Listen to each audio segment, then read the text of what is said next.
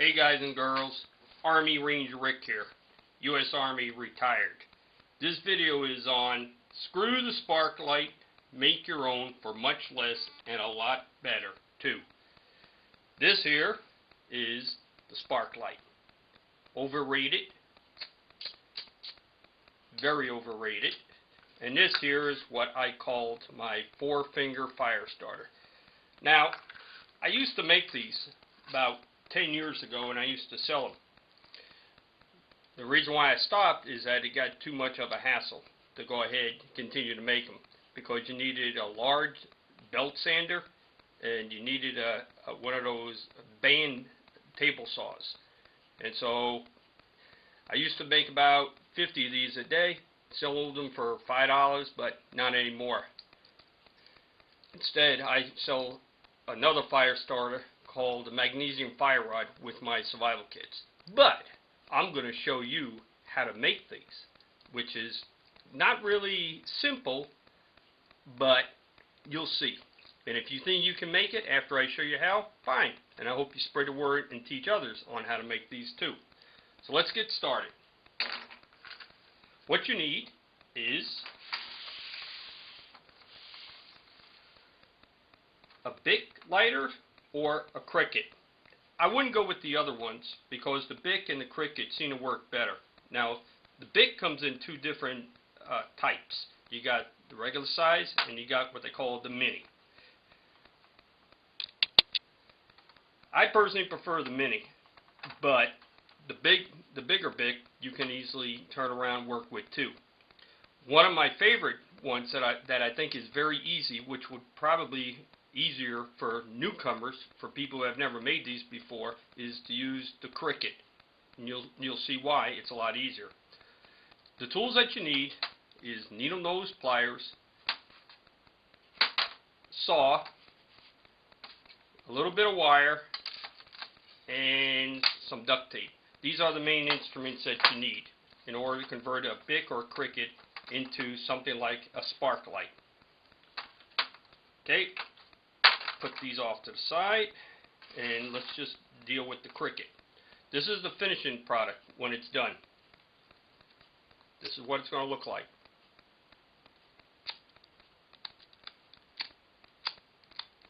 Okay, here you go, the Cricket. First thing you want to do is to drain it. To drain it is very simple. What you would do is you just take some wire, push down on the top part, and then take some wire and tape and wrap it around, and then leave it outside for about half a day until all the gas is out of it. How do you know if all the gas is out of it? Well, you just go ahead. This one is full. Don't ever try to take a saw and try to cut, because what you can cause is a really nasty explosion and gas that will expand, and if there's something hot nearby, it'll ignite it. So first, drain it out. Once you have it drained and all the gas is out, like this one right here, then what you do is take your needle nose pliers and remove the outside portion. There you go, just like that. Put that off to the side. If you notice, the wheel on this is starting to come off. So you got to be real careful when you're taking it off. Make sure that the wheel is on there. Okay? See how that is? Okay. Now, what you do is you take yourself a piece of tissue, like this, or a rag, or whatever you want to call it. Put it first over it. The reason why you're doing this is because what's going to happen is when you do remove the wheel, there's going to be the flint and the spring is going to come out of it. You'll see in a minute. Okay, underneath, just wait it and presto. There you go. There's the wheel, there's the flint, and there's the spring. Okay, now what you got to do is you're going to have to remove all these other components that are in here. And that's where the needle nose pliers comes in. Take it and just carefully spread the top part here don't do any damage to these two parts. You got to be really, really careful. So when you take it out, take the needle nose pliers and just pull them out carefully. Easy it out. First one side. You can stretch it a little bit on one side too. There we go. There's one part that you don't need. This spring right here is not the flint spring. That's the flint spring. This one is you don't need that one either. What you do is you go ahead, you take this part right here, grab it, pull it out. Okay, there you go. You got all the components out of it, right, as you can see. All the components. Now, this is what you do. You turn around. First you put in the spring, the flint spring. Then you turn around, you take this and you put it in the flint. Okay? Now you got to be careful because you don't hold down tight, it'll shoot out like a rocket. Let's see if I can do it the first time without shooting it. Okay, once you got it down, take your fingernail, take your wheel. Now the wheel's got two directions. It's hard to see which one is which direction that you need to put in there. But when you put it on, if the wheel doesn't work in one direction, that means you have to, in order to make it work, you have to go in the other direction or remove the entire thing and just reverse it. Watch. Oops, one other thing I forgot to mention, may be smart, is take a piece of tape, put it on there so that this thing will rest on it so it won't slide. So let's see how we do it.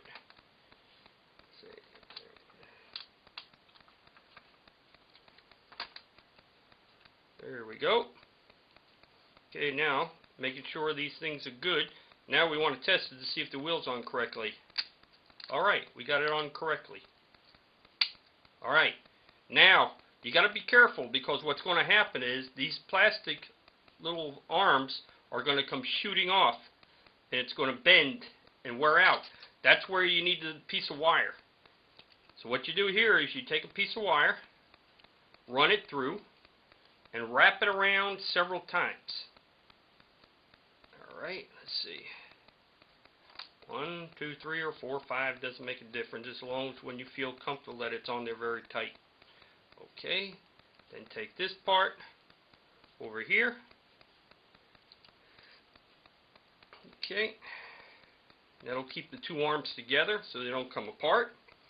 And then what you do is you just turn around and you cut off the excess. So let's cut off the little excess here. Okay. Hopefully this one's going to cut. There we go. Okay, there you go. Now test it. There you go. See how that is? See?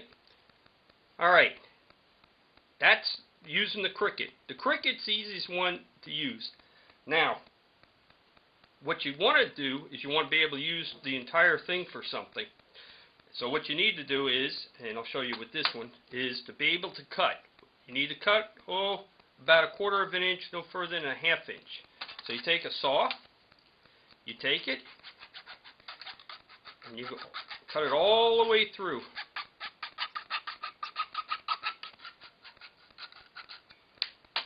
Okay.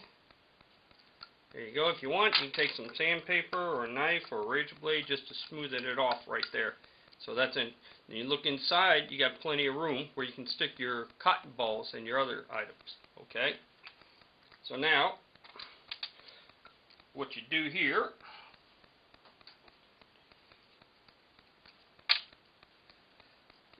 I'll show you later in a little bit on how you put the cotton tinder balls inside of it and what you use to keep it sealed in there. The biggest thing is once you have it off and it's smooth off, this part here, the bottom part, you can remove it. If you're patient, you can actually remove this part away from the bottom cap. But what you're going to have to do is you're going to have to use a knife and a razor blade to pry it open. Okay, let's show you one of the finishing products right here. There you go. See how that is? You would have to remove the plastic around it. And then do a little trimming. Then there's your compartment. And that's how you would put it on. Put your cotton tinder balls inside of it. And you got yourself something better than a Spark-Lite, because you can carry a lot more tinder balls inside than what you can with the Spark-Lite. Now, one of the questions you'll probably come up with, well, how do you keep that inside without it falling out? It'd be better if you got a rubber band, and you just place a rubber band over, and what it will do, it'll not only keep it locked in, but also protect the wheel as well. Just like that.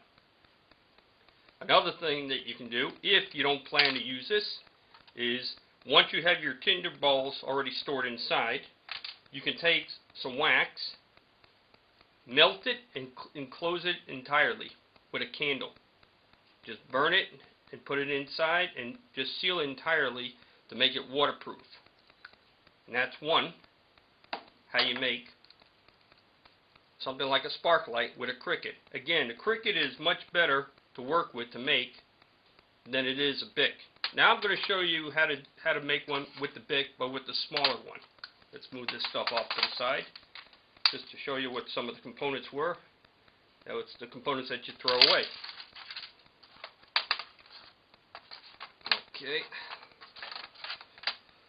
Alrighty. Now let's take the smaller one. Okay, we got the small one here. This should be drained.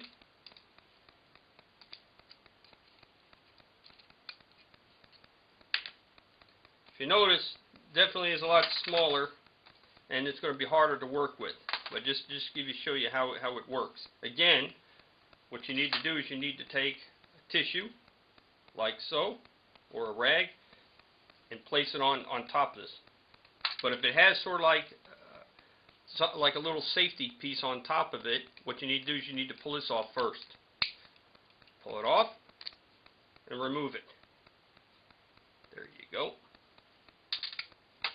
Okay, there's your wheel. This one looks like it's ready to come apart. And that's why what we got to do is we got to turn around now, and we got to put a tissue over it to catch the pieces so they don't go flying all over the place. Use your fingernail to wind up the springs and the arms, and presto, everything comes out. Take again. There's your stuff again. All your other components. You can do it without using the needle nose. Go ahead and then use this. Use your fingers. Here we go. Okay, this one just happens to have a little bit more gas in it, but no biggie. This is just to show you how it's going to be working. Okay. Okay. All right. Give me a minute. I'll come back with something else.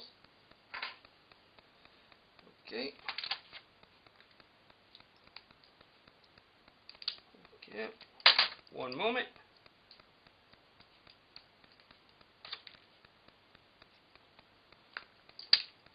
All right. Now that I got that piece, here you go. Again, here's where you got your spring, your flint spring, your wheel, and your flint. 3 components. All the other components that you got that you removed, just take it and just throw it away. You don't need it. You only need these 3 things right here. Okay? See how that looks? Okay. Now here's what we do. Same thing again. What you want to do is you drop in your spring. Use a little piece of tape to help steady it. It may be a little bit of a hassle here, but what you do is you take, there's the flint, drop the flint down carefully, because if you're not careful, it's going to shoot off. It's going to go shooting out. Got to use your finger and your fingernail. Carefully push it down. There, almost got it. Carefully. Okay. Once you got your fingernail holding it down, take the wheel, pop it over. There we go. See how that is? Now, this is normally the correct way you would do it. Oops. Okay. Okay, if it looks like the plastic arms around it, or look like they've already spread apart, kind of weak, then the best thing you can do is go ahead and use some wire on it first. So let's go ahead and use some of this wire.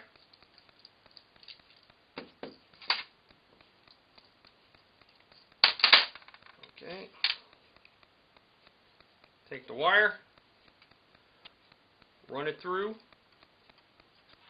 put an extension. Now, wrap it tightly around it, keeping it low. Make sure the wire does not touch the wheel, the rotating wheel. If you notice there were some holes on the side where those arms are at, you may want to tighten it up and run it through there. Okay, we're going to put a bunch on here to make sure it stays. Okay. You may not have to do the same.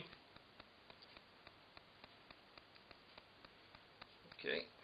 Now, cut the excess. Okay. You notice I did add more wire than what's needed, but I want to make sure the arm stays on there pretty good. Okay, now let's try it out. Okay, notice it doesn't work in one direction. See that? No, there. So what you do is you go the other way. There you go. So if it doesn't work in one direction, then go ahead and just flip it the other way. And there you go. Now, you got two lighters that were converted into something like the Spark-Lite. Pretty cool, huh? Very simple. These things only cost like 50 cents. What does the Spark-Lite cost? Anywhere from $5 to $10 for what I heard. But why pay $5 or $10 for this when you can make your own for 50 cents to less than $1?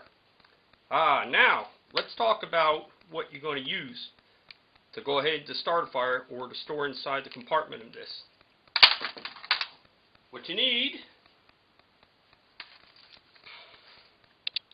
is cotton ball.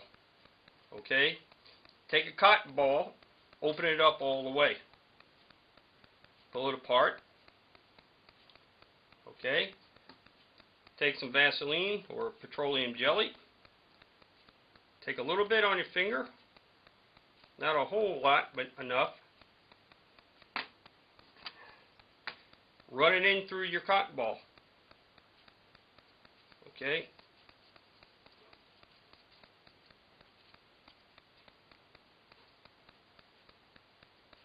Okay, it has to be very well saturated, but not too much. Once you got it rubbed in there, you squeeze it. Turn it. Squeeze and turn. And if there's excess petroleum jelly or Vaseline, what you want to do is you want to wipe it off because that's too much. You just only enough just keep the cotton ball itself saturated. Okay. If you notice, I've got a couple here now. Put this on. There you go. These are homemade ones, and this is what the Spark-Lite people sell. They take your money for and charge you a bit too much. Okay, Spark-Lite, tinder, and the cotton ball tinder. Okay, now let's show you how this works. Okay, what you do is you store some in your compartment. If you notice, you can go ahead and take it and just put it inside. Check that out. You can put about 4 or 5 in there. Now you don't need to use an entire cotton ball to start a fire. You can break it apart into smaller pieces. Okay? You can probably start about with one cotton ball anywhere from 5 to 10 different fires. Okay? You got me? Follow me, people? Okay. Go. Alright. Take the cotton ball that's saturated and spread it way, way, way apart. You got to make it so that you can just barely see the fibers. Okay? Spread it way, way apart. There we go. Alright. Then, once you got spread apart, you take your Spark-Lite Bic lighter or Cricut. Put it on there. Take it down. Hold it. There you go, guys. There you go. Very simple. Very simple to make. Very easy.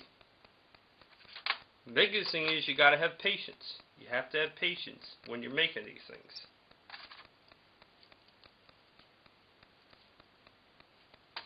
Very good. Very simple.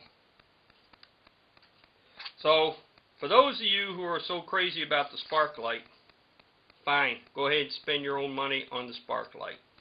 But here, you can go ahead and make your own for 50 cents to $1. And you got your little compartment at the bottom. You can put in there about 5 cotton balls.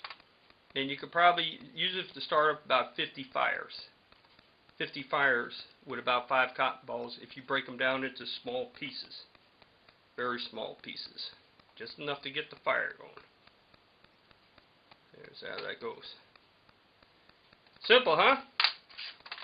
Not really. You just have to have patience, guys. You have to have patience. So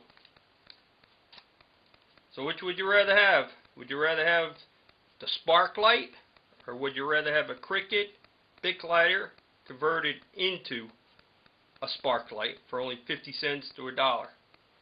I'm not crazy about the Spark-Lite, and if you've been to my website, and if you've seen what I wrote about the Spark-Lite, and what D. Ritter said from his ETS forum, we bang heads, and because of what I came up with, these things, Spark-Lite people it appears don't like me, and well, you just got to read the story for yourself. So just go to my website at www.survivaloutdoorskills.com and go to my survival kit page there, and you'll see the story about why how I banged heads with Mr. D. Ritter at ETS, and why the Spark-Lite people, either dealers or the company, why they don't like me when I came up with this, or what it appears that reason why they don't like me.